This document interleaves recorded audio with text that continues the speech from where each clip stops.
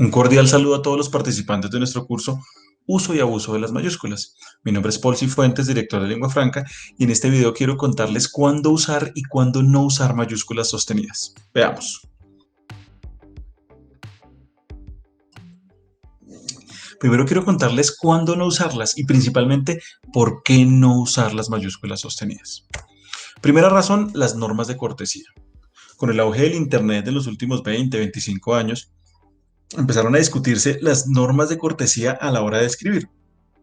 Antes, la mayoría de las cosas que se escribían pasaban por un proceso de edición o de corrección y eran mucho más formales. Pero cuando empezamos a comunicarnos en Internet de una manera muy libre y muy espontánea, sucedió que las personas comenzaron a escribir de la manera que les parecía. Entonces, en algunos espacios como salas de chats, como redes sociales o como plataformas de educación virtual, se empezaron a establecer normas de cortesía y normas de escritura que facilitaran la comunicación. Una de esas normas de cortesía y a la que más se ha llegado, digamos, en términos de acuerdo entre esas comunidades, es no escribir en mayúsculas sostenidas, porque se interpreta como una agresión, como subir la voz, como maltratar. Si por ejemplo leemos lo que tenemos en la pantalla, solicito amablemente su colaboración, en mayúscula sostenida, en principio se supondría que sonaría algo muy fuerte, como solicito amablemente su colaboración, como un lenguaje poco amigable. Mientras que si lo escribimos con las minúsculas que corresponde, solicito amablemente su colaboración, pues se va a interpretar de manera más amigable dentro del contexto de la comunicación. Entonces, primera razón, normas de cortesía. Segunda razón, el procesamiento de información. Les quiero proponer un experimento. En este momento les voy a pedir que, si quieren, pausen este video un momento, traten de leer ese texto que tienen allí, cronometren cuánto tiempo se demoran y además experimenten qué tan cómodo es leer ese texto que está allí en mayúscula sostenida. Hagan el experimento, pausen en este momento. Ahora quiero proponerles que lean este texto ya con las minúsculas que corresponde, solo con mayúsculas según las reglas que estamos viendo en otros videos y otros materiales, y vean qué tan cómodo y qué tan rápido resulta. Tomen el tiempo, pausen en este momento.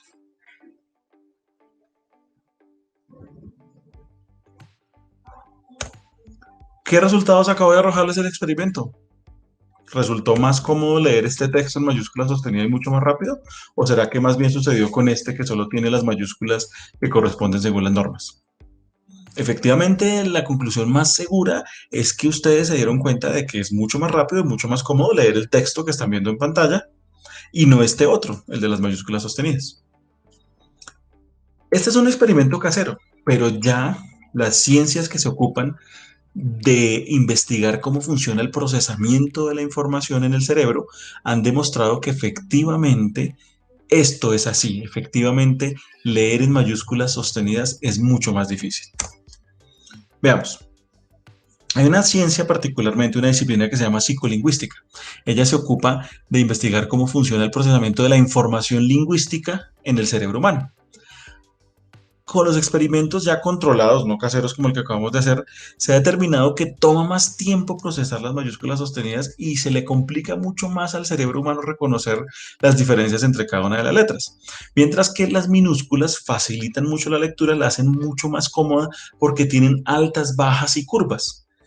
En esa medida, entonces, una segunda conclusión es, por cuestiones de procesamiento de información en el cerebro, no escribamos en mayúsculas sostenidas. Si requieren más información sobre las razones que nos han llevado a no escribir en mayúsculas sostenidas, les recomiendo este texto, Shaping Web Usability. Allí ustedes van a encontrar los estudios científicos y los acuerdos a los que se ha llegado en términos del uso de las mayúsculas sostenidas. Por supuesto, este texto habla de muchos otros elementos, pero pueden ir buscando lo que tenga que ver con capital letters. Pues me excuso por presentarles una fuente en inglés, pero creo que es la más completa al respecto. Siguiente razón para no escribir en mayúsculas sostenidas, los procesadores de texto. Los procesadores de texto vienen predeterminados para no corregir en mayúsculas sostenidas. ¿Qué tenemos que hacer en caso de que requiramos escribir en mayúsculas sostenidas? Bueno, podemos parametrizar para que efectivamente sí las corrija. Sin embargo, la tendencia a las fallas en la corrección es muy grande.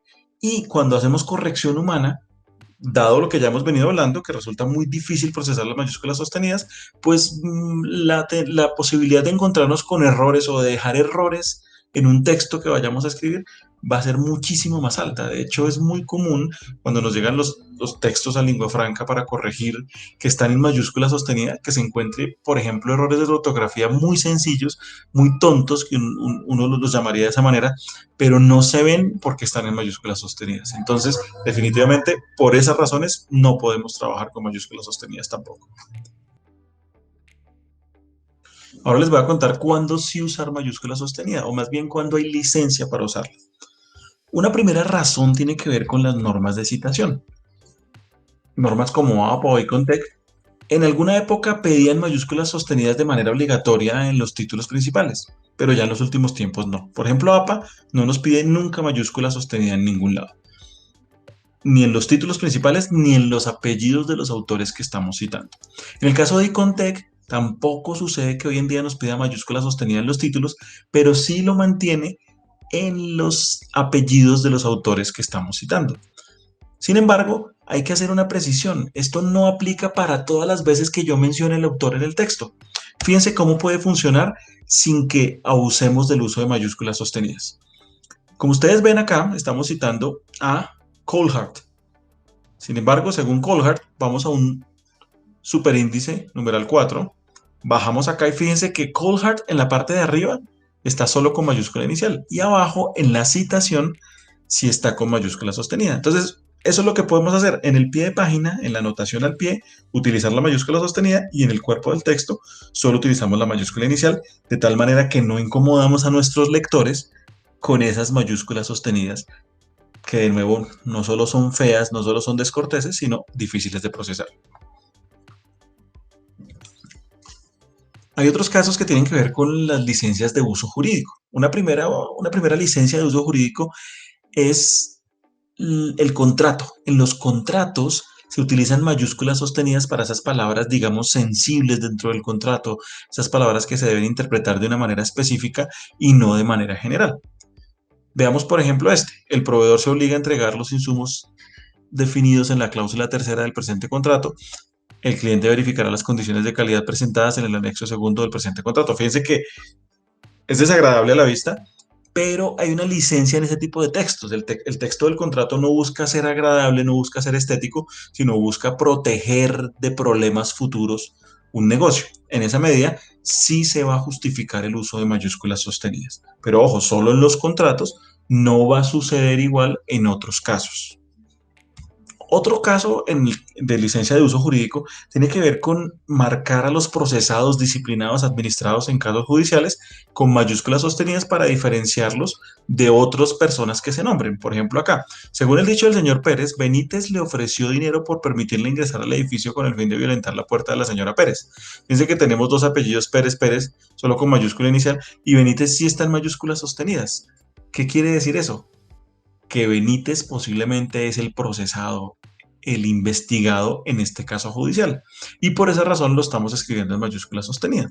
Aquí el punto central es que se use para generar contraste, porque si ponemos todos los apellidos o todos los nombres en mayúscula sostenida, pues no vamos a diferenciar o no vamos a generar ese efecto que queríamos lograr con el contraste.